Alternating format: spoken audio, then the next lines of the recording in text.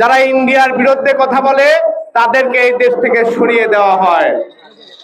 সংগ্রামী সাথী ও বন্ধুগণ, আমি একটি জিনিস উপলব্ধি করতে চাই প্রশাসনের ভাইদের। হাদি ভাইকে যখন গুলি করা হয়েছিল তখন অনেক সময় আপনারা পেয়েছিলেন মোটরসাইকেল নিয়ে পালিয়ে যাচ্ছে, তারপরেও আপনারা গ্রেফতার করেননি।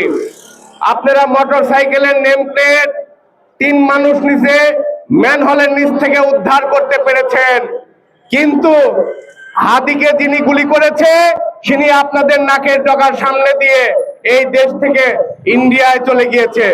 প্রশাসন যদি সহযোগিতা না করত কোনোভাবেই হাদি এই দেশ থেকে পালাতে পারত না। সংগ্রামী সাথী ও বন্ধুগণ, আপনারা কয়েকদিন আগে দেখেছেন আইন উপদেষ্টা বলেছে এই দেশে যেখানে আওয়ামী লীগ, ছাত্রলীগ, যুবলীগকে দেখবেন তাৎক্ষণিক গ্রেফতার করবেন। অনেকেই অনেক প্রশাসনের ভাইয়েরা বলে ওর বিরুদ্ধে কোনো মামলা নাই, ওর বিরুদ্ধে কোনো অভিযোগ নাই। আইন উপদেষ্টার কথা আপনারা মানছেন না। আওয়ামী লীগের উপরে মামলা নাই কে বলেছে? এই বাংলাদেশে আপনারাও গুলি চালিয়েছিলেন এই দেশের সাধারণ শিক্ষার্থীদের বুকে।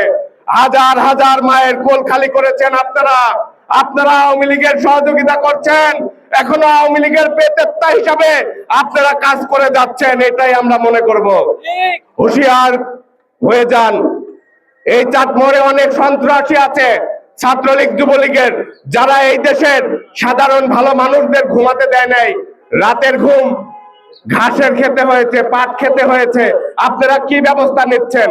আপনারা তো আমাদের বারবার গ্রেফতার করেছেন, বারবার অন্যায় করেছেন, মামলা করেছেন, হামলা করেছেন, আমাদের উপর অনেক নির্যাতন করেছেন। আজকের সেই রূপটা আপনাদের দেখতে পাই না। আপনারা এখনো আওয়ামী লীগের দালালদের পক্ষে আতাত করে চলছেন।